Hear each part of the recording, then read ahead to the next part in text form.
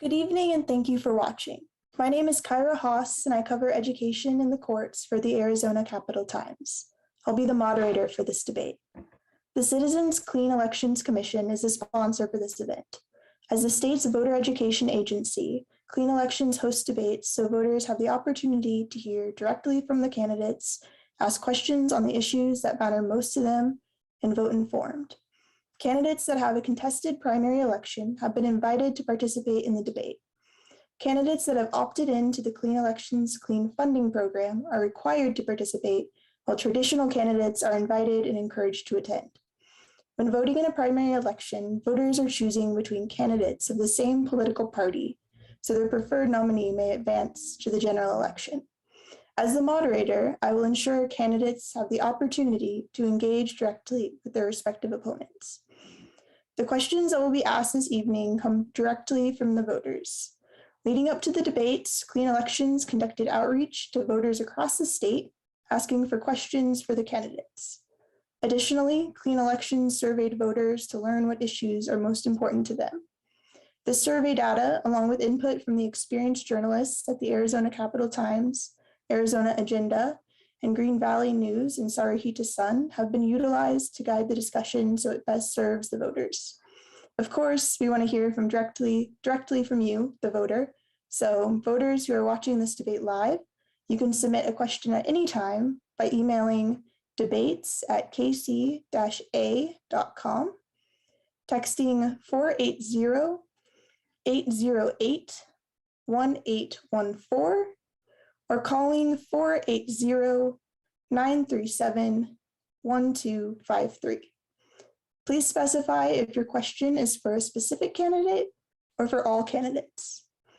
We screen questions for clarity to eliminate duplications, speeches, or personal attacks on candidates. The debate is scheduled for an hour and a half, so we may not get to all audience questions, but we will do our best. Candidates, you will have 1 minute for your opening and closing statements, and 1 to 2 minutes for your responses to voter questions. We encourage an open exchange of dialogue between opponents. If you feel the need to respond to another candidate's comments, you may do so.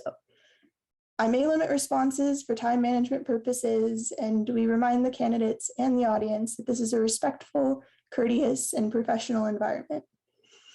Our goal tonight is to connect candidates and voters so our electorate may vote informed. Tonight we have 4 Democratic candidates running for State House. We have Cesar Aguilar, Flavia Bravo, Gil Cohen, and Christian Solorio Acuna.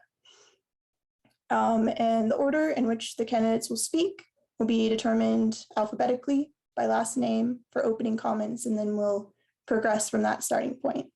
So Mr. Aguilar, will you please start opening comments?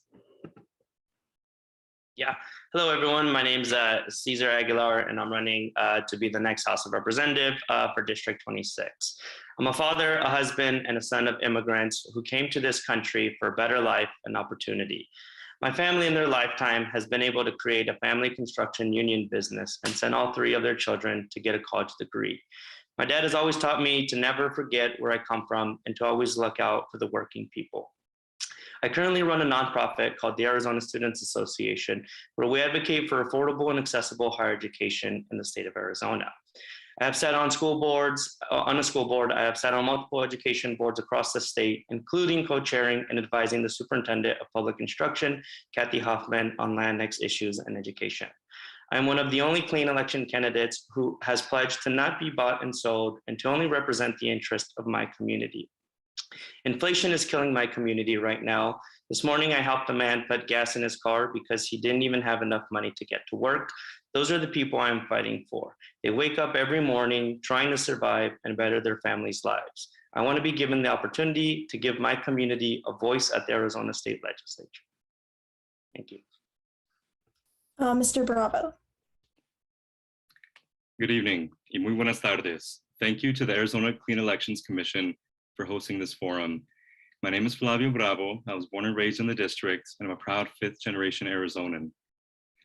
I'm also a Democratic Precinct Committee person in Granada, where my wife and I became first-time home buyers, and I recognize how difficult it is today for renters with record high interest rates and the barriers that come with applying for a mortgage during our housing shortage.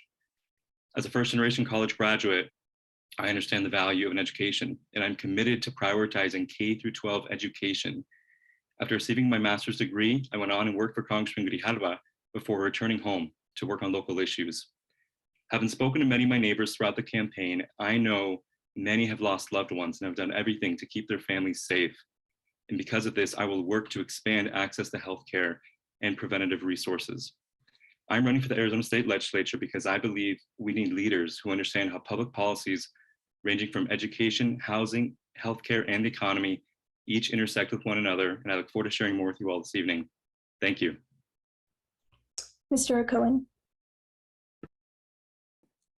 Thank you. Hi, everybody. My name is Gil Hacohen.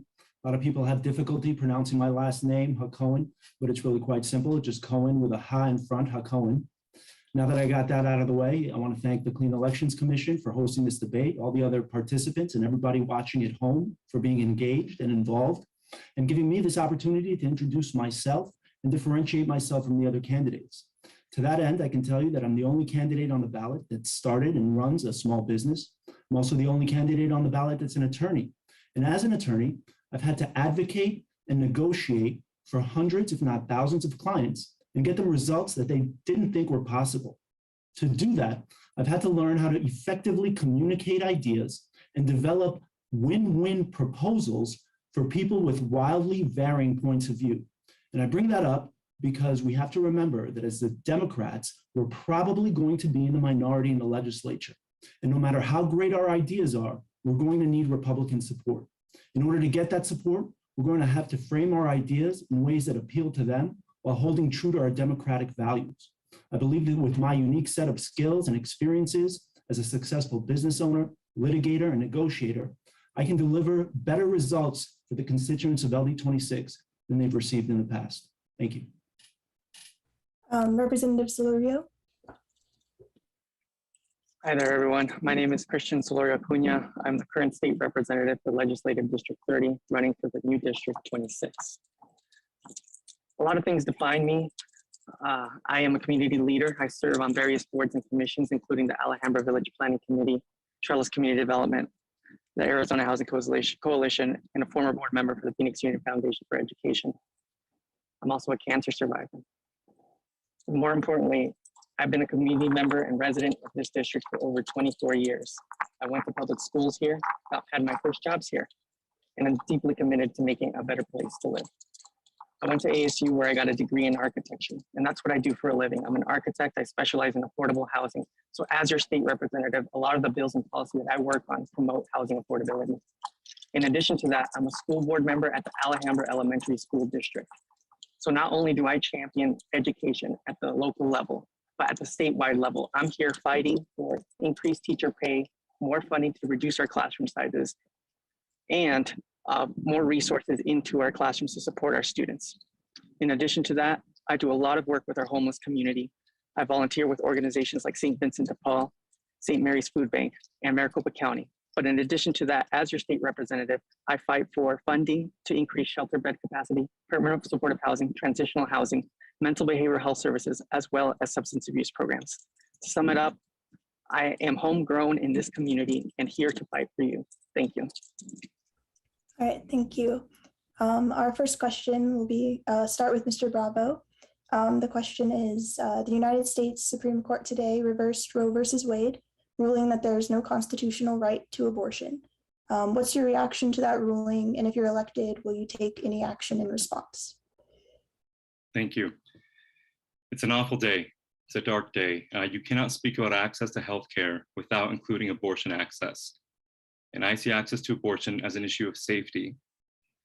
The last thing any legislator should want is for one of their constituents to leave their district in state for reproductive health needs. It's already happened in Texas due to their restrictive laws. I'm proud to be the only House candidate in this race endorsed by Planned Parenthood Advocates of Arizona, because now more than ever, we need legislators who will defend abortion rights so that the decision can be made between the patient and their physician. Mr. Cohen? Thank you. It is indeed a dark day. This ruling on abortion is just the beginning, I fear, and there are far-reaching implications for a lot of other rights, our rights to privacy, our rights on who we can love, who we can marry, our rights to contraception, not just our rights to procreation. And now more than ever, we need strong leaders that are going to be able to defend not just a woman's rights, but all Arizonans' rights to privacy, so that the state does not get involved in personal medical decisions. Thank you. Mr. Solorio Cunha? Yes, it has been a tremendously dark day. It's been hard to do work today because this is one of those issues that's been on my mind, the implications that it has in this state. I did vote against this year's attacks on women's rights to health and safe abortion. We had the 15-week abortion ban that mirrors what was done in Texas. And we've, myself, voted against it, trying to stop that kind of legislation in its tracks. So unfortunately, with Roe, all of that hard work is for naught. I'm here to be an ally, to be a supporter on this issue, and hope to continue to do that. Mr. Aguilar? Yeah, like everyone said, it's been a very dark day, even being at work. Abortion in Arizona is now only legal before 15 weeks. And I can bet that these last legislative days, it could possibly completely be gone. I'm a pro-abortion candidate, and as a state representative, I will make abortion a cultural norm. Reproductive rights is a healthcare right, and I want to be able to protect that for women and people with reproductive organs.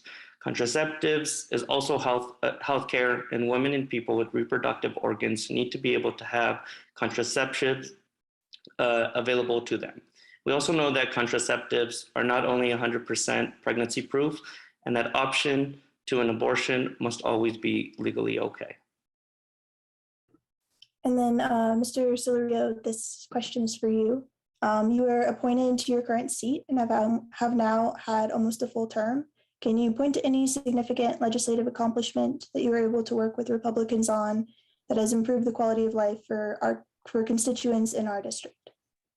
Yes, I think this year more than ever, we were able to accomplish a lot as a bipartisan group. The biggest thing to point on is yesterday's budget. We were able to fund a record amount of funding for public education, something that I consider just a down payment for what we need to fight for in the future. I think that was one of our biggest wins. We also had additional funding to expand healthcare through the CHIP program, which is healthcare for our children.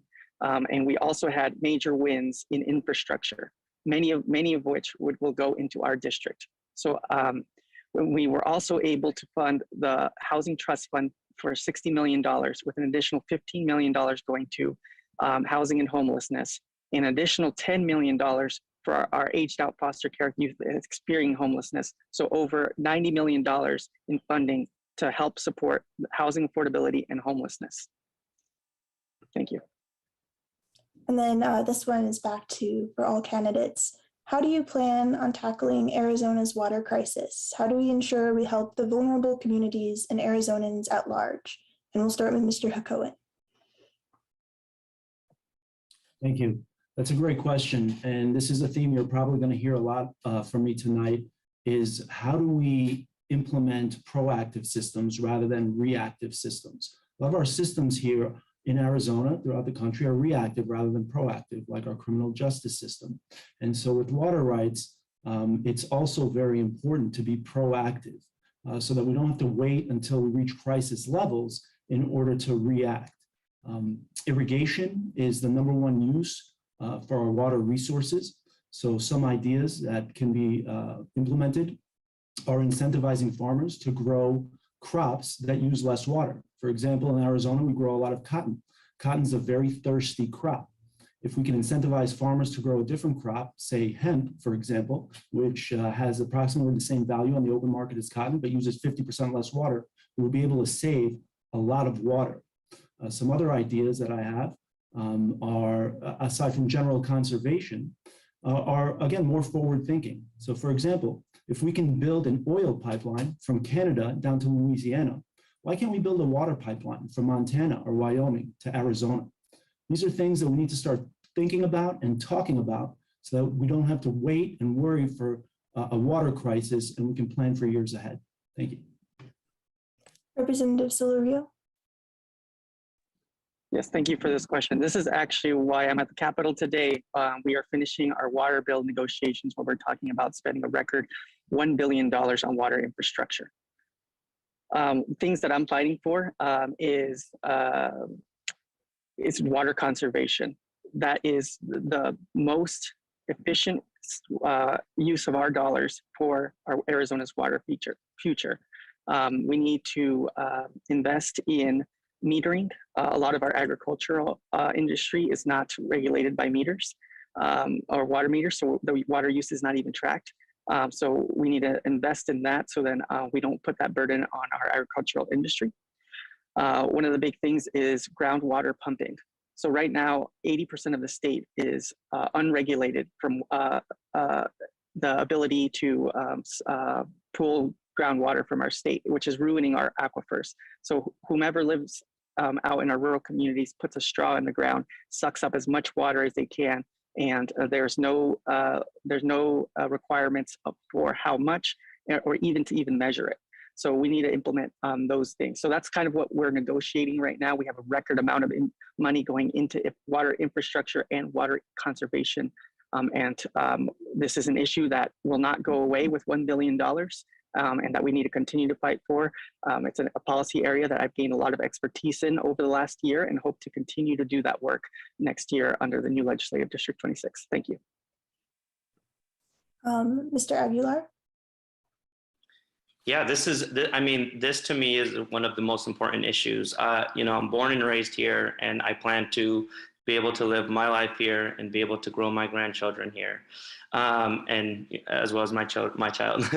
But yeah, there's a lot going on. Like Representative Solorio said, there's already players in Arizona that are trying to stick their straw down and suck water, and we've seen that from big investors down in Tucson trying to develop some land to suck some water from there. And groundwater, Arizona has a lot of groundwater, and it's something that through CAP we've been able to make those negotiations to keep taking water from the Colorado River, even when we didn't need that water. And Arizona has been doing that, knowing that we've been able to preserve the water down because of our aquifers. But we need to make sure that we're not taking water that we don't need. First of all, let the Colorado flow how it's supposed to naturally. And also, we do need to start looking into infrastructure, like Mr. Solorio said. There's a lot of good organizations that have been advocating, especially a lot of environmentalists have been saying that we're going to get to a point where we don't have enough water for us to be able to survive here. I keep hearing that we have enough groundwater to last us 100 years. Well, guess what? That's in someone's lifetime. That's not enough for me. I think we do need to put more investment, like the $1 billion investment we did this year, to be able to build a desalination plant with other states and be able to take water from the oceans, or be able to pump water from the Mississippi River, like Gil said. And these are ideas that are already being talked about. But we need to make sure that the federal government is working with Arizona alongside other states to make sure that we're able to survive here longer. And like like Gil said as well, 80% of our water is for farming. We need to make sure that we're changing more efficient irrigation techniques to be able to preserve every water we can. And I think we need to get to the level that Nevada is at right now, and that is that if we need to start hiring police that are policing our water. If you are using water for your cement to clean your cement, you should get a fine. If you're washing your car in your driveway, you should get a fine. We need to start changing the way that we think of water, because if we don't, we're not going to be living in this desert very soon. And we're growing very dramatically in the state. We have a lot of tech businesses coming here. And I can tell you those tech businesses use a lot of water for their ACs and to cool down their data systems. And so I think it's very important when moving these businesses here and being able to tell them, hey, we need to find solutions to make sure that this water isn't going to waste. And also, our nuclear power plant uses a lot of billions of gallons of water as well. And we're not able to reuse that water because it's been how do you say it? It's not good anymore, polluted. So we need to, invest in our university systems to have some more research on our lowering our water use for sure. All right, Mr. Bravo. Maricopa County continues to be one of the fastest growing counties in the country. And I have to wonder, what is the point of attracting all these new jobs and building more affordable housing if nobody can live here? There are people that are concerned about taking out a 30-year mortgage, not just because of their lifespan, but of their children and grandchildren, as has been shared tonight. So I think that the truth is we need to stop kicking the can down the road and confront our water shortage head on. The only way to do this is by working with our university researchers, our public utility providers, and with our environmental leaders.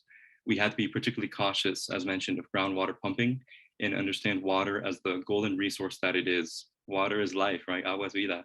If we have a strong supply of water, our schools, our housing, and public health are all improved.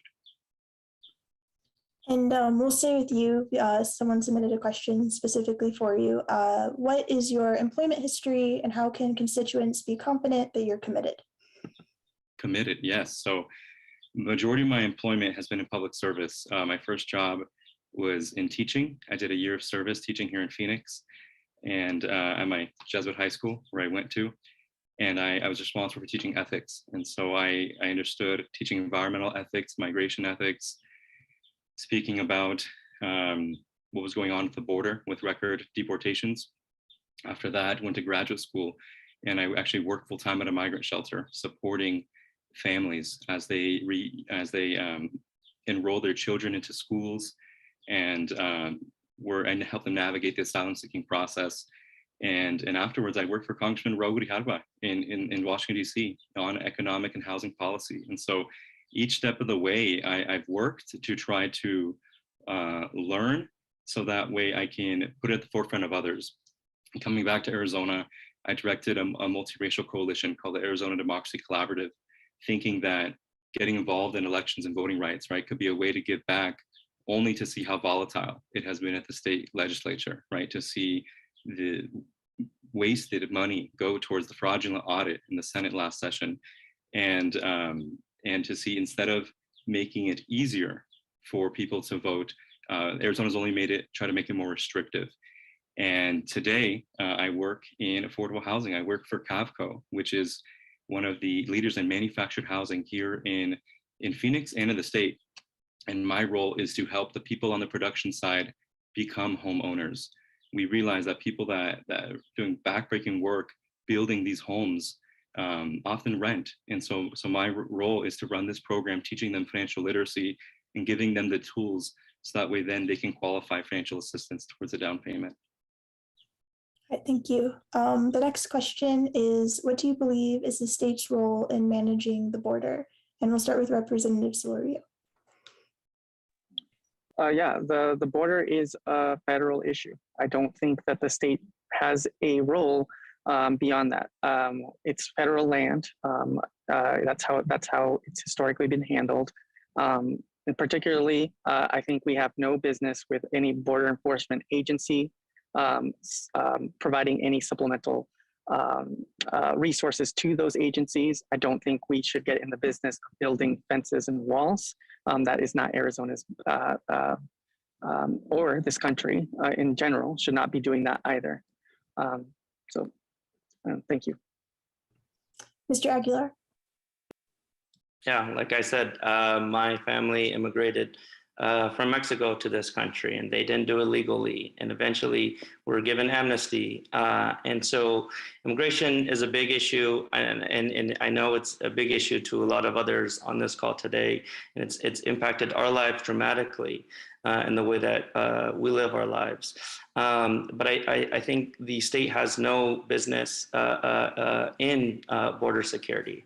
I think the only way I would make an exception is to nonprofits that are helping people get through, and showing support to our neighbors, and processing asylum seekers who are trying to look for a better life. And that's all. Mr. Bravo. If for anybody, if they visited Nogales and visited the Kino Border Initiative, they would see firsthand families that are so important to our society here in our state that are being ripped apart, right, and separated. And so I believe what the state, the responsibility we have is to really try to help people so that they don't die along the border. We have seen a record number of deaths.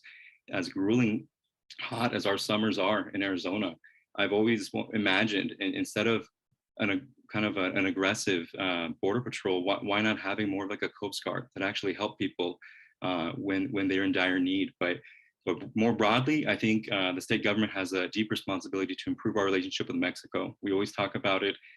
Mexico is our greatest economic partner, but we still don't really have any program that would incentivize students from Sonora, our neighboring state, to enroll at our schools, public institutions here in Arizona. And that's a great loss. It's something they already do in Texas and California. Mr. Cohen. Thank you. The border issue is a federal issue. Federal preemption means that the border security is up to the federal government. Now, that being said, we are a border state. And so we have to deal with the outcomes of federal policies. And so I think as a state, we absolutely do have an obligation once people are in the state on how do we handle and how do we treat those people. So I do think we need to be involved in providing the resources for law enforcement to make sure that terrorists and criminals don't cross the border, and if they do, they're apprehended. But also for people that cross the border simply to seek a better life, to get away from political persecution, I think the state can do more to get these people out of the shadows, to incorporate them into the traditional economy rather than a black market economy, to help them integrate into this society until such time as they achieve a legal status. And I think the state has a lot of work to do in that regard. Thank you. And we'll stay with you just for a minute. We got a question specifically for you. If elected, what would you prioritize in your first 90 days? Sorry, if elected, what? What would you prioritize in your first 90 days? Well, if elected, I think the first thing I would do is a lot of research. I would research what programs work, what programs don't work. And I would research what programs have worked outside of our jurisdiction. How does Sweden handle homelessness? How does California handle it? And what programs work there that we can implement here? So I think that's important, is to think a little bit outside of the box, outside of the way things have traditionally been done, to implement effective solutions here. My budget priorities are certainly, as I've gone out and talked to people, constituents in the district, homelessness is their number one concern. And how do we address that? I think we need to increase mental health and resources. We need to increase job training programs. And we need to increase drug rehabilitation programs so that it'll not just reduce homelessness, but it'll have an impact on crime and also bring quality jobs to the district, which will raise everybody's standard of living. Thank you. Thank you. The next question. What is your plan to support lifelong senior residents of the district? Many residents purchased their homes in the 50s and are concerned with the changes to LD 26. And we'll start with Mr. Aguilar. Yeah, I have a guy down the street when I first started knocking doors, and literally lived in a little studio, and he was kicked out of his house because he was on a disability, and his landlord increased rent by $200, so he was on a fixed income, and he said, I have nowhere to go. I can't afford this. I'm on a fixed income, and I'm really just paying my bills today. And so I want to introduce something that when I get elected, I want to introduce something that has rent control for fixed income individuals and for people with disabilities, because I think they are the ones that do hit it the hardest. And yeah, property taxes is another one that I think, you know, as our housing market went up, so did our property taxes, so did our insurance. You know, those who are homeowners can tell you, when I first bought my home till today, I've seen an increase in, I think, what is it, $400 just on property taxes and on housing insurance. I still pay a lot less than, you know, renters today, but it's gotten ridiculous here in Arizona. And so I definitely feel for the older folks who are going through that. And I yeah. Mr. Bravo. Our home was built in 1954, right? It's the year my father was born. My parents still live in the district that I grew up in. And so I know firsthand the challenges of not just for those renting, but for those that are still trying to combat high inflation rates. I think when I've spoken to senior voters at the doors, last night I spoke to a woman who told me that many people in her family all chipped in money to help her father, the grandfather in the family, to pay for rent because he was on a fixed income. I think that people think of inflation as thinking that it's affected everybody. It's not true. It's affected people in different ways. So I would support a program working with social organizations at the state and even partnering with our congressional delegation to look at what are federal programs that we could partner with to support senior citizens across our community. Mr. Hacohen. You know, I've heard story after story from residents about rent increases 60, 70, 80%, which makes it untenable to live here. And that's particularly troubling for the elderly and the permanently disabled. I think I would implement programs that would be means tested and cap rent increases on the elderly and the disabled. I also would like to incentivize landlords to accept more Section 8 housing, so it'll make affordable housing for more people. And lastly, I think we can develop some public-private partnerships to use a lot of the vacant properties and the vacant land in our district for programs like tiny homes and others that can help reduce the housing crunch and ensure that the elderly have affordable housing. Thank you. Representative Solorio. Yeah, thank you for this question. I was heartbroken when I had spoken to one of my constituents who was 74 years old, was working full time, was living out of their car. Not only were they living out of their car, they were living out of their car with their mom, who was 94 years old. And their fixed income would not support them anymore. I did my best to help them get housed. Unfortunately, I work with the Foundation for Senior Living, which provides housing for seniors to connect them to try to get them housed as soon as possible.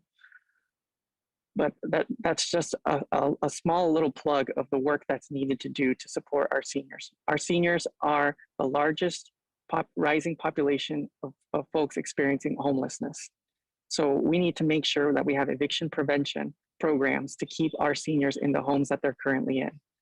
We need to provide resources so that folks can age in place. So a lot of our homes and infrastructures were not built in a way to support our elder residents, and we need to provide those support systems to allow them to stay in place. We also need to remove any restrictions that prevent folks from building accessory dwelling units and granny flats that allow families to grow in a multi-generational way to support each other with that infrastructure. So there's lots of wins, fortunately, on this budget that will help relieve some of this pressure. We are in our district, we are providing a hotel conversion specifically for seniors in our community. So 70 beds will be provided in our district to support our seniors who are experiencing homelessness. There's lots of work to do, even with our close to $90 million investment in housing and homelessness. This issue is much bigger than that dollar figure, and we need to continue to fight, and that's what I'm here for. Thank you. Thank you. Arizona's empowerment scholarship accounts allow students to use taxpayer money that would ordinarily go to a public school to attend a private school instead, though currently only specific groups can access these ESAs. A bill to expand ESAs to all Arizona students is expected to pass as soon as this evening. Do you think ESAs should be expanded in any way, and would you vote to eliminate the ESA program if you could? And we'll start with Mr. Bravo. Thank you. I do not support ESAs, and chiefly because taxpayers shouldn't have to fund two separate education systems.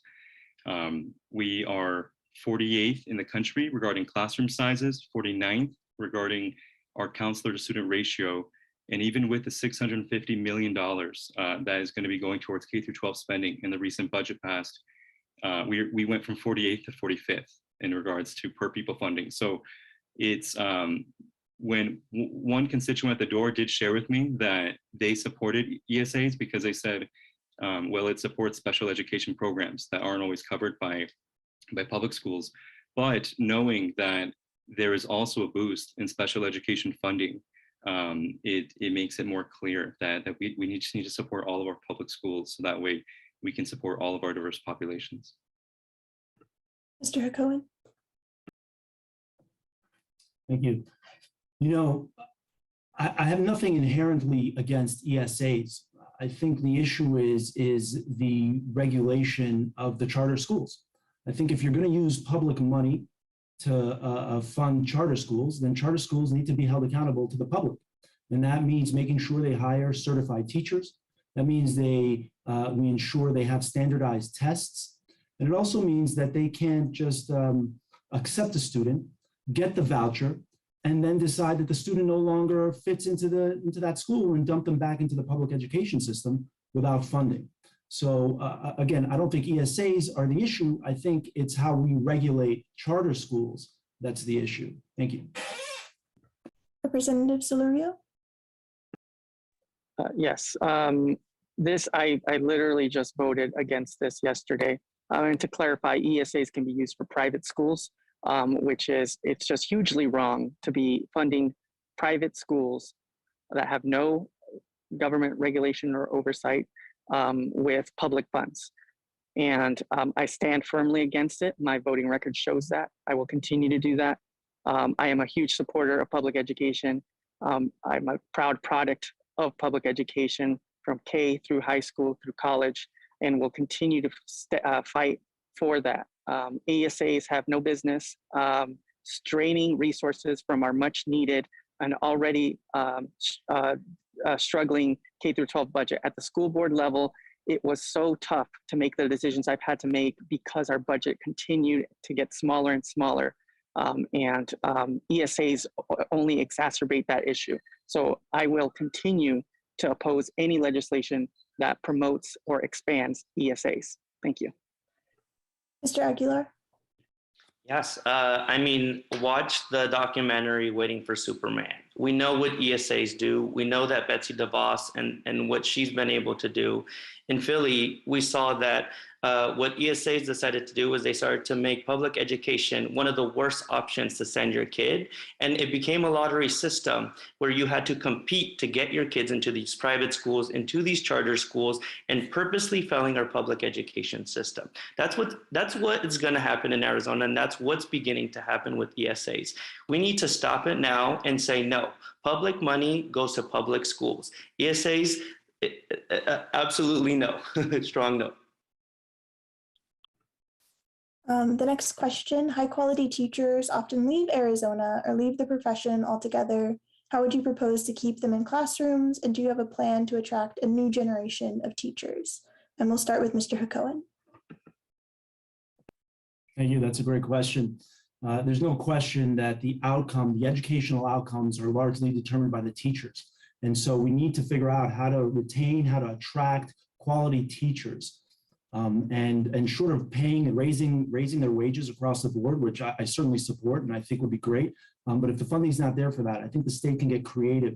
For example, we can offer state-backed loans, no interest, low down payment, no down payment for housing, so that teachers can afford to live here, to buy a home. If not a mortgage program, then a housing subsidy. I think we can also offer signing bonuses to teachers and make people want to enter the profession.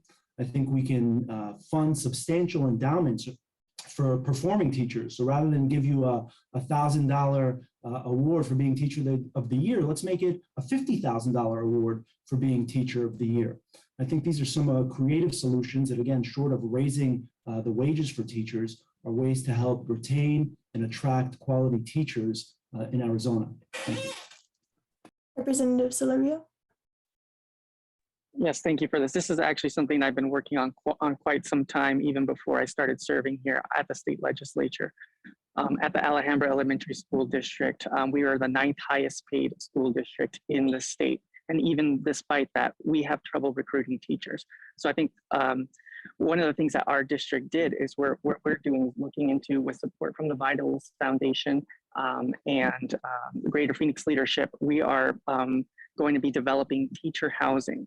So while we're currently restricted by the state legislature in the majority party on what we can pay our teachers, we can provide housing for them to make sure that they keep more of their paychecks, so they're not spending that all on rent. So that's something our school district within our district is looking to do. I think by and large, the solution is to pay our teachers more. If we want to recruit and retain teachers, there's no ifs, ands, or buts. That's what we need to do. And that's what I've been fighting for and will continue to fight for as your state representative. Thank you. Mr. Aguilar. Yeah, I believe that every teacher in Arizona should be graduating debt-free. And I believe the way that we're doing that, we're already in some way kind of there with the Teachers Academy. I think we need to put more money in there. The Teachers Academy is a really good program that is going on, that I have friends that have gone through the program. They're going through the program. It works. And this legislative session, we did put more money to it. And so it's a good start. And I think we need to get to the point where teachers graduate debt-free. And I agree with Mr. Solorio. I was on a school board too. And we tried our best to pay our teachers top dollars. And yeah, teachers don't only just need top dollar pay, but they need resources. They need people to help them when they're first entering the field.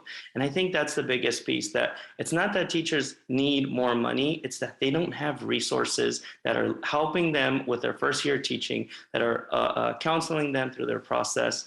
And so that's a big one too, giving them good benefits, allowing them to join a union so that they can get health care, pension, and a good paying job, and being able to have co-governance where they get in there and be able to negotiate their contracts for the following year.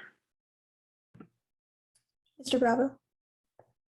My older brother Beto, who's watching right now, is a public school teacher. And I know that he, along with thousands of other educators, marched in the Red Fred movement and even stayed overnight outside the state capitol, right? And over, I think teachers are asking themselves, what was the point? Because unfortunately, we are losing our teachers to surrounding states that pay a higher salary. We need to support them, and not just with increased pay, but by letting them do their jobs and free from the political polarization that we've seen in recent years. We do need to recruit and retain a new generation of educators. I support Superintendent Hoffman's plan to retain and recruit educators through Arizona's teacher residency program, and believe we always have to think of new and creative solutions to address this issue. What does LD 26 mean to you? What makes our community different from others, and what connects you to our community? We'll start with Representative Solorio. Yeah, LD 26 is home. It's where I grew up. It's where my family lives, my cousins. It's everything to me. I've shown time and time again that I'm willing to put in the work for this community. Our community has so many issues that we deal with, and I see it changing, and I want to make sure that it changed for the better. I can't stress enough how much I love and believe in the community. There's so many hardworking families here that deserve better. You look at our infrastructure, our physical buildings in our schools, you look at our roads, you look at the amount of pollution, the lack of trees, and there's lots of work to do in this community. And even before I got to the legislature, I was putting in the work for better schools, putting in the work for better infrastructure, putting in better work for a better urban environment for this community, for District 26. So District 26 means the world to me, and I hope to continue to serve it. Thank you. Thank you, Mr. Aguilar. Yeah, I would say it is the heart of Phoenix. We are, the I-17 is the spine, and the I-10 is, another freeway, and Grant Road. We are the heart of Phoenix. We are, the center point of a lot of connecting points, and it's where I began my family. It's the only place my son knows, and I'm here for the long run, and I'm here, to keep growing my family, to keep building my community, and that's why I decided to run for office, because I want the best for where I plan to have my family, and where my family already is, and where I can build community. Mr. Bravo. There's a good reason why the First Lady, Jill Biden, came to the Isaac School District. And it's because I think our families are strong, our families are resilient. Even though we've been devastated by the COVID-19 pandemic, these are families that have been here for generations and contribute so much. And I say that because I've really gotten to build relationships with a lot of small business owners and a lot of the restaurant owners. And in doing so, I noticed that we're one of the few districts that still has and gives people, I think, a beacon of hope in regards to small and local mom and pop restaurants. In this campaign, we've really tried to focus on highlighting these restaurants because for me, not just as a foodie, but as somebody who likes to bring people together and break bread, I learned that a lot of those restaurants and owners struggled to take on personal debt when their restaurants were shut down in 2020. And so to see them now doing much better and still being resilient amongst high inflation rates for goods and services, for me, that's what makes me most proud, and that it's rooted in family. Mr. Cohen. Thank you. So when I was going to law school, I lived in Tempe. And when it came time to graduate and settle in somewhere, I knew I didn't want something so cookie cutter or generic like Chandler or Scottsdale. Not that there's anything wrong with those communities, but having come from New York, I wanted something with a little bit more flavor, more sabor, if you will. And our district has that in spades. We have such a diverse culture, so many cultures, so many languages, and so much dynamic opportunity and potential in our district. But make no mistake, there's a lot of challenges in our district as well.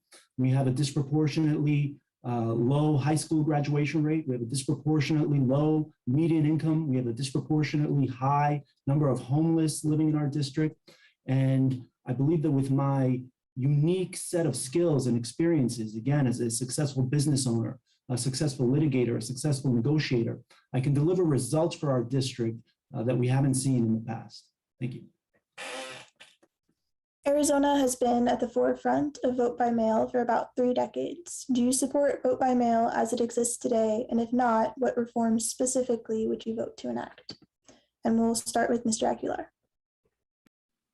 Yeah, and the nonprofit that I'm part of, the Arizona Students Association, this is huge for us.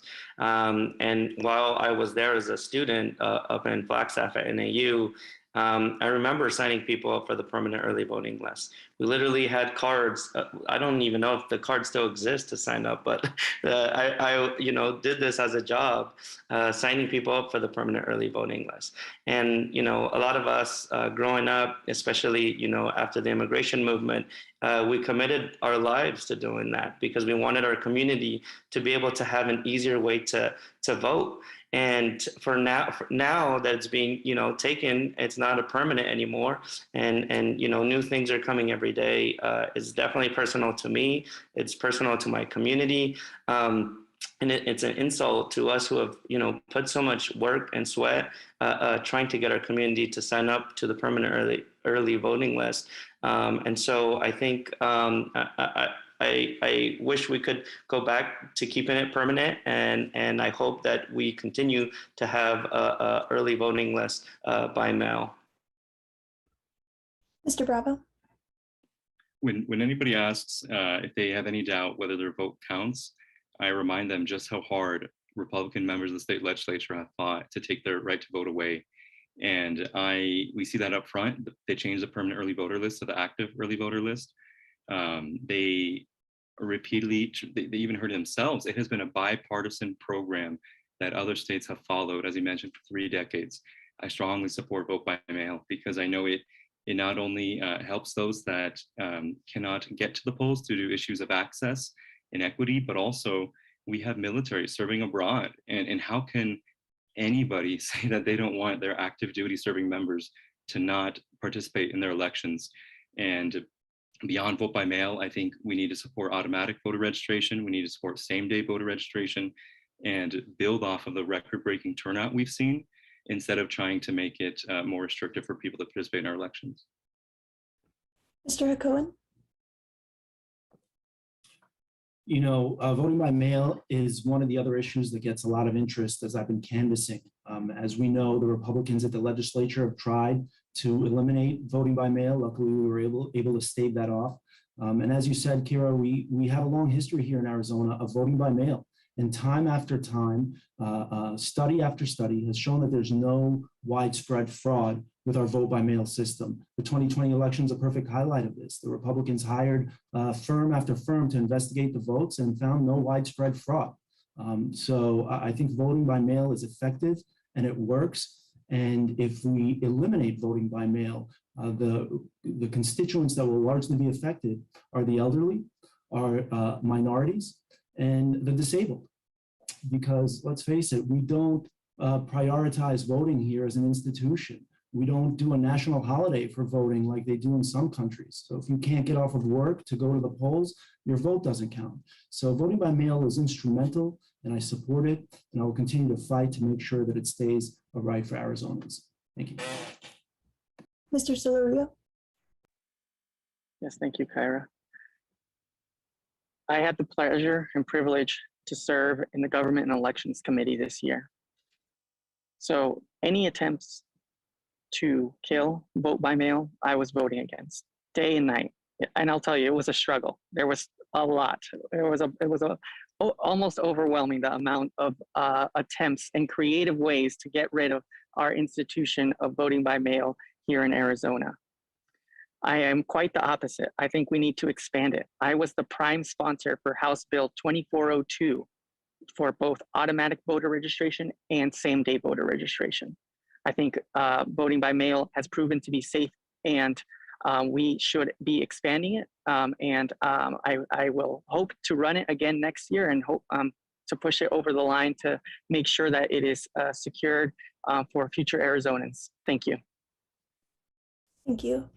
What is your reaction to the things we're learning from the January 6th committee? And we'll start with Mr. Bravo. Arizona continues to be at the epicenter of some of the most ridiculing and embarrassing national news stories. It started long ago, but you know, from Joe Arpaio leading the news to Tom Horn to Governor Brewer, and now we have Andy Biggs and Paul Gosar. So repeatedly, it doesn't look good, and it's awful because it shows that while we can have this forum tonight and engage with each other and offer some incredible ideas, there are legislators that strongly disagree with every single thing we were speaking about tonight, and it affects our lives because public policy affects everybody. I think because the agenda from the Trump administration proves to be so unpopular, that returns to why they tried to overturn the election, because they couldn't win outright just in an election. Mr. Hakohen. Some of these hearings are truly shocking and disappointing. And, you know, like everyone else, or probably everybody watching, I think that the president certainly engaged in criminal conspiracy, and I think he should be held to account. Some of the positive things that have come out of the hearing is the backbone that we've seen from individuals to maintain and preserve our democracy, including Representative Bowers, who had to stand up to the pressure of the president. And I think that's encouraging. I think it unites us in our understanding that our democracy is precious, it's a commodity, and it's fragile. And without strong leaders, it can go away tomorrow. So if there's one thing that I think it does do is it highlights how precious our democracy is. Thank you. Representative Solorio. Kyra, I just received word that I will be required to go back into session. With permission, may I make my closing statement in lieu of answering this question? Yes, of course. Yeah, well, first of all, I guess I'll go ahead and answer the question. It's been so troubling that to hear how close our democracy was falling apart. We need the right people in those positions of power, in those positions of influence, fighting for democracy. And that's kind of what I've taken away from it. It's something we can't take for granted. We need as many of our community members engaged as possible. That's something that I've been proud about my campaign, the amount of people that I've been able to get engaged in the voting process that have never had before. It's a focus of my campaign and something that I hope to continue to do. For my closing comments, I hope through the time that I've spent here, you've really gotten a sense of how passionate I am about this community, how much I love this community, how much I care about this community, and how much I'm willing to fight for it and work for it. There are many issues that are facing our community, and I experienced them firsthand, from going to public schools here to coming to the Capitol and fighting for public schools now. It's from experiencing housing insecurity when I was growing up in poverty, to fighting for affordable housing to make sure our families have stability. Those are the things that I'm fighting for. That's why I'm here, and that's why I hope to stay here and serve this community from a place of love, caring, empathy, and through sound policy as well. I hope to earn your vote and your support in the upcoming primary election. Thank you so much. It was an absolute pleasure. And best of luck to all the other candidates as well. Thank you. Thank you. Thanks for joining us. Mr. Aguilar, the question was, what is your reaction to the things we're learning from the January 6th committee? Yeah, so I studied political science. And in political science, one of the things they tell you is that democracy is very fragile. But in democracy being fragile, I can tell you that I am a protector of democracy, and I will fight for democracy. And I also just want to call it what it is. It is an insurrection. That's what it is. Republicans keep saying it's not, and it is. They need to all be held accountable. They need to all be put in jail for trying to overthrow the government.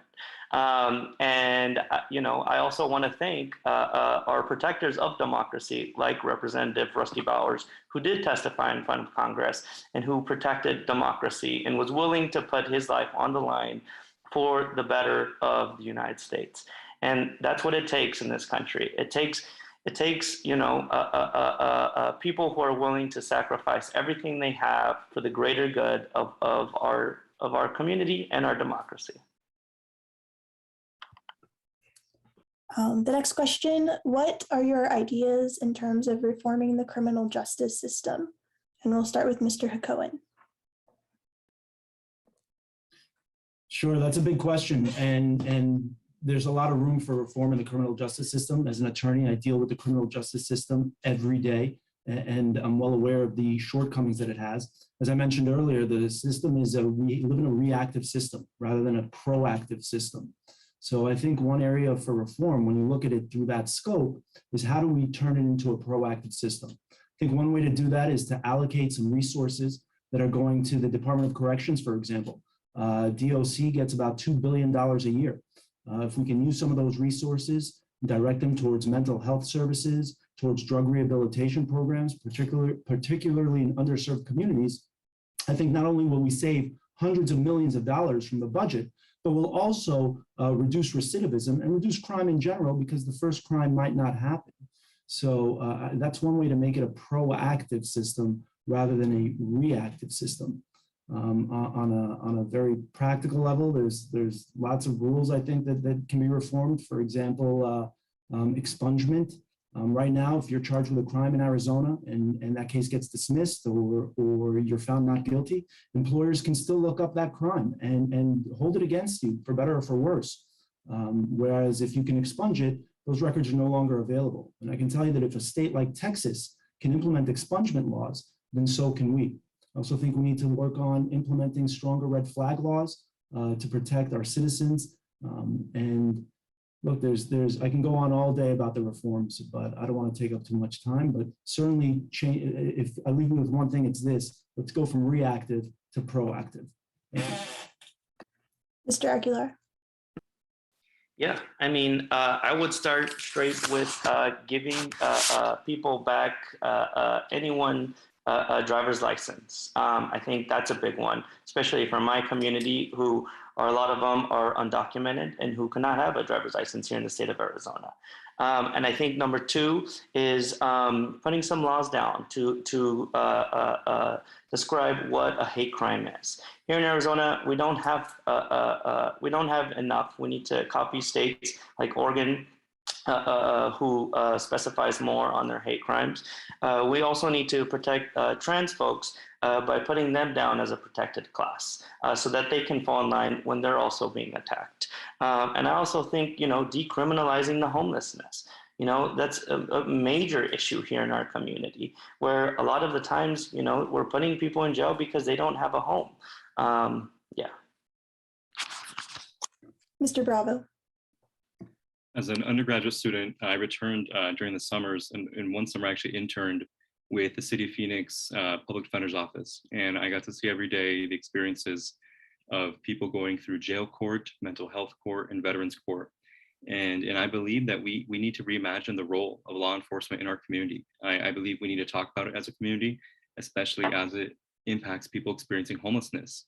Not too far away in the city of San Diego, they have what's called the homeless outreach team, where for nonviolent situations, they can offer immediate resources, services, and help with the grueling summers that we are no stranger to here in Phoenix.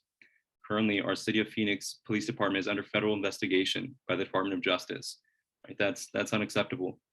And unfortunately, our community is no stranger to gun violence. I've appreciated and supported Minority Leader Bolding's work to review use of force and criminal misconduct, and the creation of civilian review boards and a review of standing operating procedures.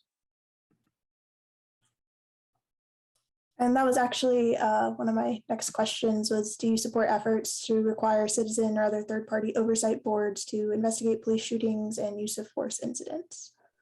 And we'll start with Mr. Aguilar.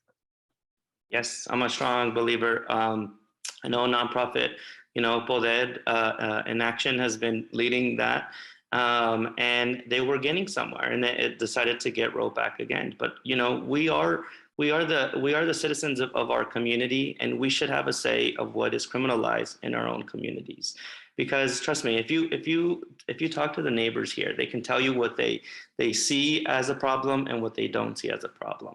And they know that homelessness is not a criminal issue. They know that we need to have resources. They also know that addiction is something that impacts everyone. Doesn't matter if you're rich, poor, brown, black, white, doesn't matter. It's something that has impacted all of us. And so we need to have a say on how we criminalize our people. And it's not by putting them in jail. It's by actually giving them resources to be able to fix, what they're going through. Mr. Bravo.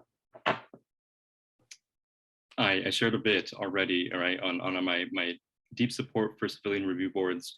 I think where I've seen the issue in bordering states of California and the state of Nevada is that it is hard to create a cultural change from the inside.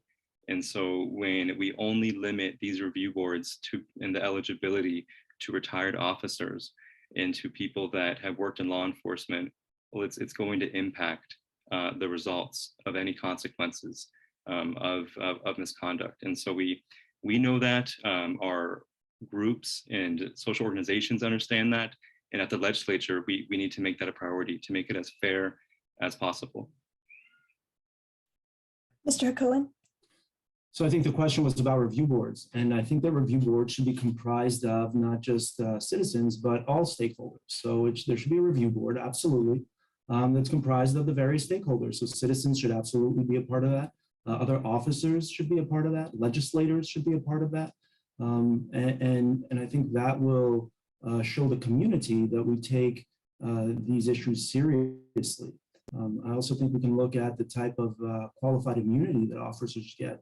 And examine that if it's appropriate, and how do we reduce that or strip that for violators, because we need to hold officers that violate their code of conduct accountable. And too often right now, again, I see it every day. Officers get up on the stand and lie. Officers plant evidence, and I have nothing against the police. I support the police. I love the police, and I think we need to work with the police.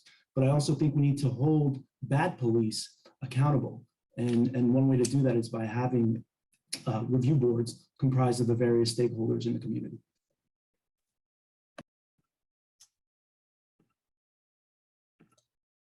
Do you support requiring background checks for gun purchases between individuals? And that will start with Mr. Bravo.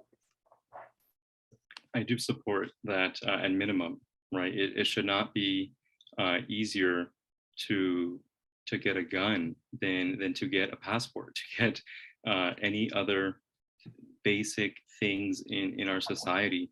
And what we saw in yesterday's SCOTUS decision is that our country right now does prioritize more the right to bear arms over reproductive rights. And so after we saw what happened in Uvalde, it once again shook us all to our core. It frustrated and it really put us in a lot of fear. The other day I was proctoring an SAT exam at one of our local high schools, and just sitting there in the classroom, it gave me fear, because I was just imagining what it would be like for a teacher to have to respond to another school shooting that we see in senseless violence. And so I know that I'm in the minority when it comes to this, just because, again, we're in the minority, the Democratic caucus at the state legislature, but we've passed the limit in our time to respond. We're overdue. Mr. Cohen? Absolutely support mandatory background checks for all gun purchases and sales, including between those private parties. Look, I'm a gun owner myself. I support the Second Amendment, but I think that we need to look at ways that we can both respect the Second Amendment and help reduce and prevent gun violence. And we can come up with a host of regulations here and ideas, but we have to remember that, again, as Democrats, we're probably going to be in the minority. And so how do we get Republican support for some of these measures? I was very encouraged by the bipartisan Senate bill, the federal Senate bill for gun regulation, first of its kind in decades. But I think we can go further in Arizona. And that means finding moderate Republicans to support incremental change. So for example, something like a 72-hour background check doesn't infringe on your Second Amendment right. You can still get your gun, you just have to wait 72 hours. Things like a mandatory safety course. I know a lot of people grow up around guns and it's second nature out here in the Southwest, but a lot of people don't.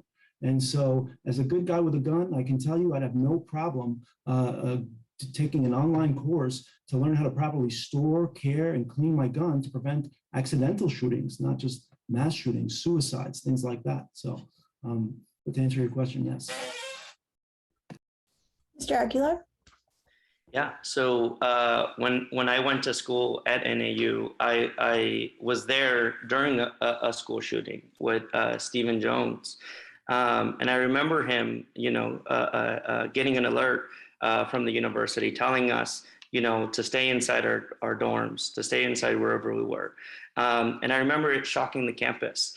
I remember us calling our friends. I remember us texting each other, hey, where are you? Like, are you okay? Trying to pinpoint where all of us were, our parents calling us. It was dramatizing, and it still continues to this day. This is something that, continues. I've been out of college, I think, over 10 years now. And it's still happening at our high schools. And so I'm a strong supporter for universal background checks. I'm a strong supporter for a waiting period. I'm also a strong supporter to raising the age. An 18-year-old on a college campus should not have a gun. I'm sorry, a rifle, a gun, you just should not be able to carry one at such a young age. And I've been brought up, with guns, but it's not something that, I think we need today. Do you believe that we need term limits to end lifetime careers for politicians? And if so, what length of time would you recommend for the new term limitations? And we'll start with Mr. Hakohen. I absolutely support term limits. I think term limits will help politicians represent their constituents more rather than represent special interests and worrying about the next election. They're going to be able to vote their conscience. You see that oftentimes when politicians have been voted out, all of a sudden their voting record doesn't match up to what it's been previously. So I absolutely support term limits. I think that would be effective. I think different offices obviously require different limits. And it depends if you're talking about a federal or a state position. So I can't give a blanket answer, but I can give a general answer. I think about a decade. If you can't get what you wanted done in about a decade, then it might be time to move on. So thank you.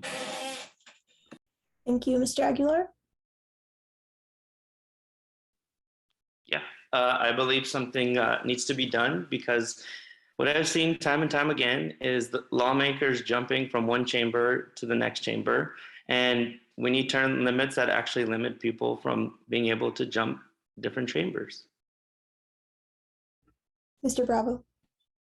I agree. At the local level, we do have term limits already, but it's predictable, right? To see what a legislator would do, jumping from chamber to chamber.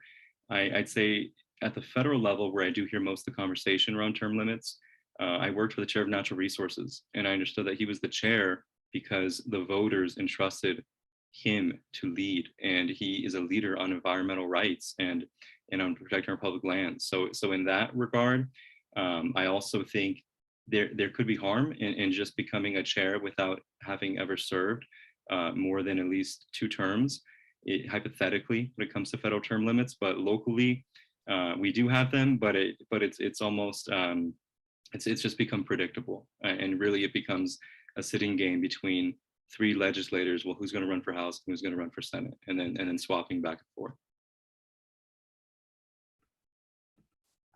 Do you support in-state public university and community college tuition for undocumented Arizonans?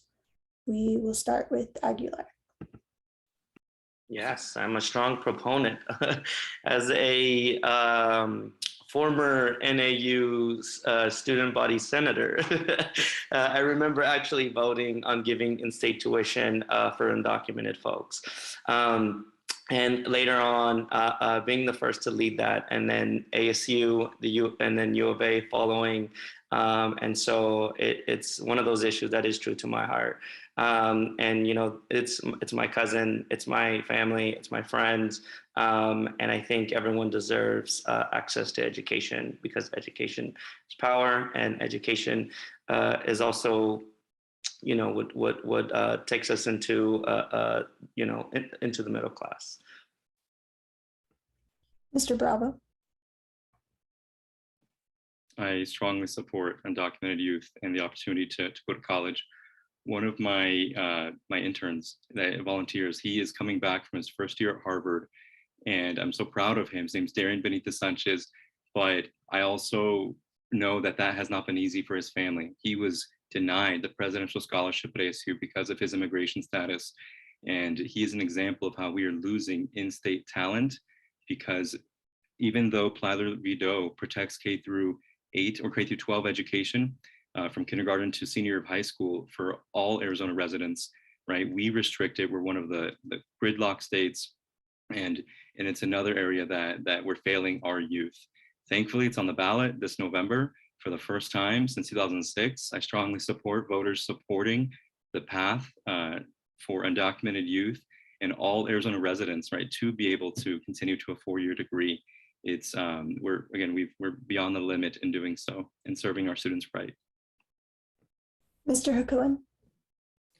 Support doing everything we can to help undocumented individuals again come out of the shadows and take part in our society and our economy, and that includes public education. So I absolutely support it, and I think there's precedent for it, and I think we should be able to get it done.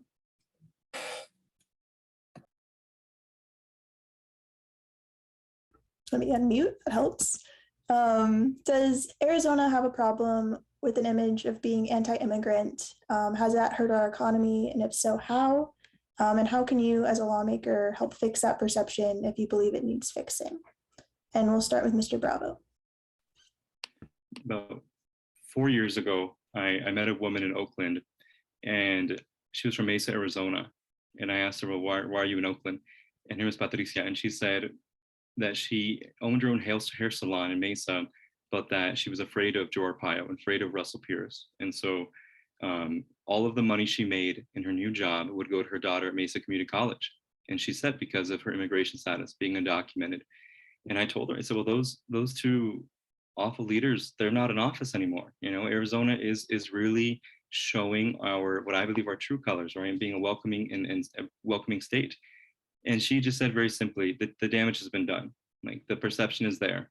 And we repeatedly lose families that leave our communities that either don't want to stay or even don't even consider coming to Arizona because of our reputation, unfortunately.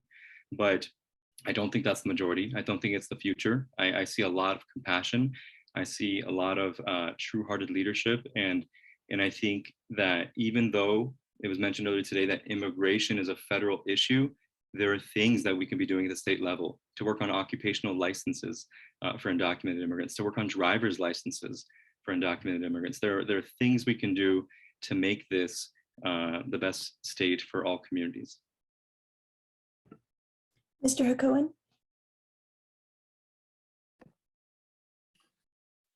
I think that Arizona's come a long way since the Joe Arpaio days. I can certainly tell you that it had a reputation. But hopefully we've worked on that reputation, and I think the proof is in the pudding. Look, people continue to move to Arizona, people continue to move to Maricopa County at record numbers and record pace, and businesses are coming here. Fortune 500 companies are coming here, and what we need to do is ensure that they have, that our population is educated enough to work at these companies, that we have enough people to serve the needs of the growing population, and so, you know, from a reputational standpoint, I think that Arizona has kind of clawed its way out of the hole, so to speak.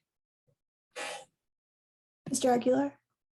Yeah, I would disagree. And I would disagree strongly because every year we have lawmakers calling out other lawmakers' names. I remember being at the Capitol and seeing some of the representatives calling, or not representatives, calling some protesters out there, calling Representative Deshini to go back to his own country. The man is Native American to Arizona and lives in northern Arizona.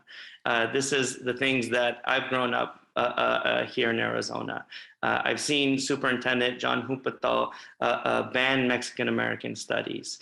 And to me, and what I've been able to do, advising the superintendent of public instruction, Kathy Hoffman, on Latinx issues is huge to me. Knowing that in my generation, I got to see people like John Hupatal, people like Joe Arpaio, people like Russell Pierce, people like the Tea Party movement, and the movement still continuing with Donald Trump. This is a hotspot for hate crime, and every day we see it. And it's an institutional, it's engraved in our institutions, and a lot of it needs to be reformed. I've seen it in so many places, even at, while serving on the school board. It's an Arizona culture that we need to get rid of. And it's sad. It's sad to see that it is, because we are so close to the border. Our K-12 system is 60% Latinx students, and it's something that needs to change. Thank you. As part of your job as a lawmaker, the public would have access to your office's documents, emails, texts, and other materials created for your public work. How do you view the Arizona Public Records laws? What do you believe are the limitations of public records laws? And how do you anticipate responding to records requests? And we'll start with Mr. Hakohen. I think that transparency is integral to build, it's critical to build public trust. You need to be transparent. I think one of the things that we can be more transparent with is lobbyists. We can eliminate dark money from campaigns so we know which candidates are being funded by whom. Unfortunately, the small case called Citizens United a few years ago basically ruled that corporations are people and can contribute as much money as they want to campaigns. And we have to deal with that reality. So I think if we can strengthen the transparency laws, I think that will certainly help build public trust. As far as my own office, I'm happy to respond transparently. I'm happy to provide records, but that extends to my service as a public officer. So in other words, as a private individual, I'm still entitled to privacy. As an attorney, I have to provide privacy to my clients. It's called privilege. But from a public service standpoint, transparency is the key. Mr. Aguilar. Yeah, I'm a true believer in transparency, and that's why I decided to run as a clean election candidate, to show that every donation that I get, it's disclosed to the public. And, if you see my donations, it's $40 or less, my average donations.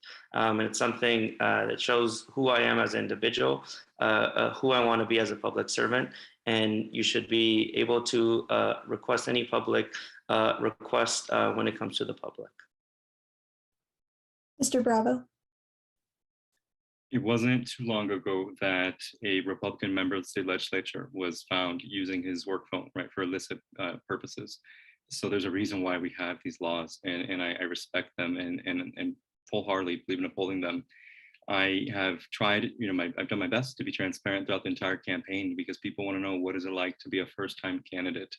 I also know, I remember working on Capitol Hill, we had a work phone. There were certain programs like Slack that we could not use because everything had to be documented, right? For using Microsoft Outlook, for example. And so I understand the reasons behind it, and I commit to participating wholeheartedly. This will be our final question, and then we'll move to closing statements. Don't tell me what you're going to do. Tell me what you've already done. It's easy to talk a good fight. We'll start with Mr. Aguilar. Oh man, I have a long list of things that I've done.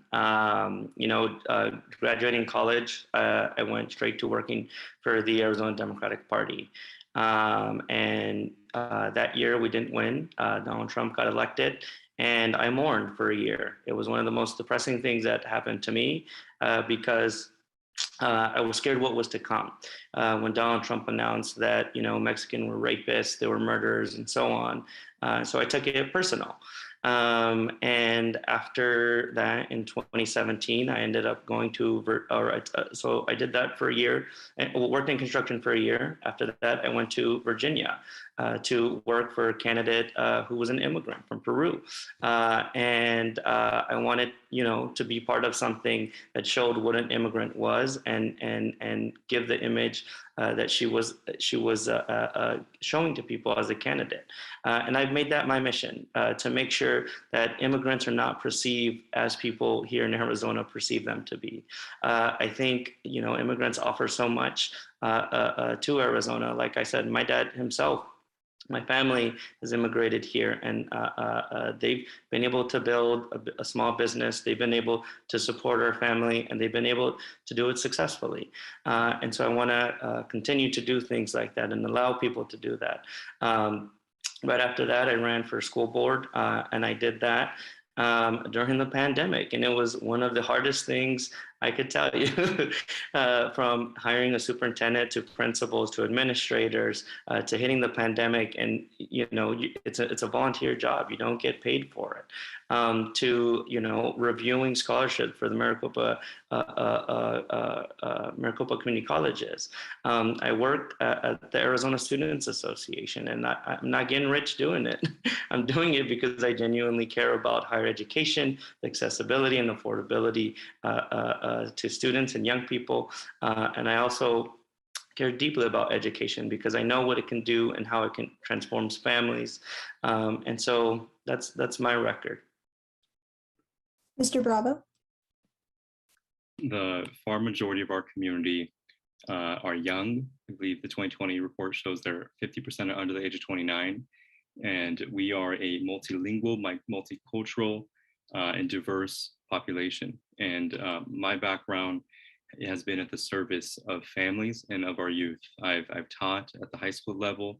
I've supported families as they've come to the US and to enroll them again with public health services, with schools, with helping them seek asylum. And now, I mean, really, my job is helping people achieve the American dream, to achieve homeownership. So none of those are specific to the legislature because I haven't been given the opportunity to serve in that public capacity, but inspired by my parents that worked as court interpreters for their careers and brought people together and supported language inclusivity. I have done my best to use the education that I have to put at the forefront of others. Mr. Hacohen. Thank you.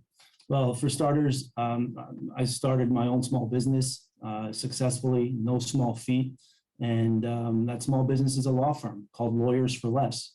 And when I started that law firm, my thought was, how do I serve the most amount of people who need it? And what I mean by that is this: if you're indigent, you have resources like community legal aid or a public defender. And if you're wealthy, you have resources, you have your money.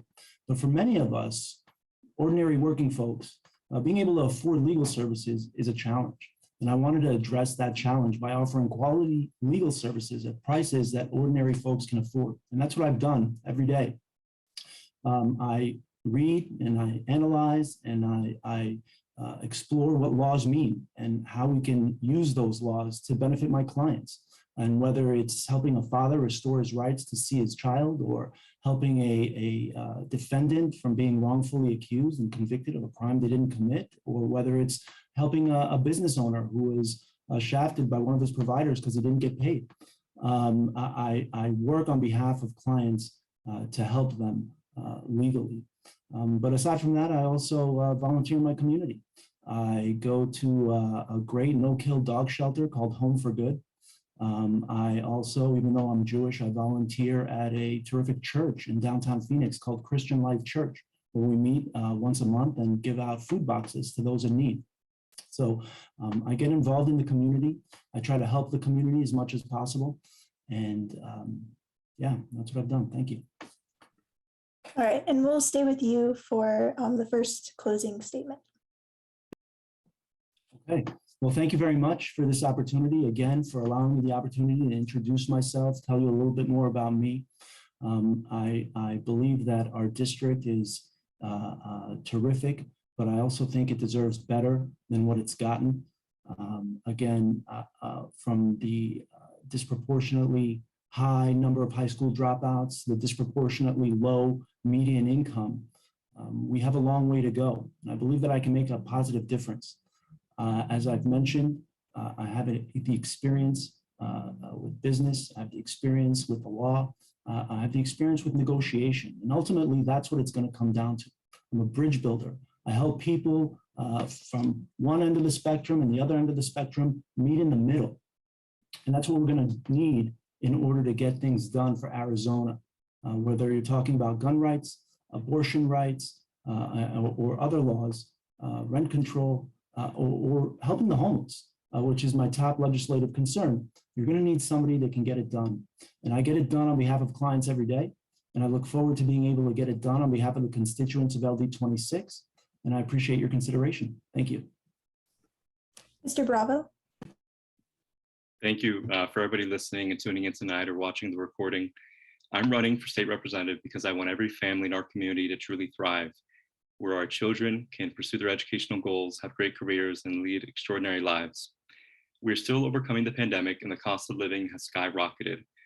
Our schools, which should be places where students, teachers, and parents are supported, have faced continuous uncertainty. Strong pre-K through 12 public schools, affordable housing, and access to healthcare are necessities. With a background in economic and immigration policy, I'm committed to supporting small businesses as well as ensuring dignity in all work. Each of my experiences as an educator, congressional staffer, and in the nonprofit sector provide me with the skills to address our district's most pressing needs while working for a more just and livable future for Arizona and generations to come. I invite you to visit my website, flaviobravo.com. It'd be an honor to earn your vote and to serve you at the state legislature. Thank you. Mr. Aguilar. Yeah, thank you. I want to start off by saying thank you to the Clean Elections Committee for hosting this debate, and also thank you to all the candidates who joined us tonight to actually show what democracy actually looks like.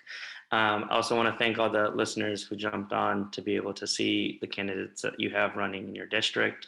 I'm running to fight for properly funding education. I'm running to fight for expanding Medicaid, and I'm running to fight to get rid of a right to work state. I believe that people should be able to get a proper wage. I believe that people should be able to get good health care. And I believe that you should be able to retire with a good pension so that you don't have to struggle. I'm here for the long run. This is my home. This is where I'm building my family, and I want to see my community thrive. And we're starting to see Arizona grow dramatically, and there's a lot of infrastructure taking place around us, and I want to be part of that. I want to be able to give a voice to my community and be at the middle of it so that, you know, we're not being driven out of our communities, so that it's being properly infrastructured so that all of us can live here in a happy life. I don't want to be gentrified so that we don't live here permanently. I don't want to kick the homeless out. I want to be able to help the people that need help here, and that's why I'm running for House of Representatives. Thank you. Thank you. This concludes our debate. To our candidates, we thank you so much for participating. To the voters, we thank all of you who took the time to watch the debate and inform yourselves before the August 2nd primary election. As a reminder, the voter registration deadline is July 5th, and early voting begins July 6th. All registered voters, including independent voters, can participate in the primary. We encourage you to visit azcleanelections.gov for official, accurate voting information. Thank you.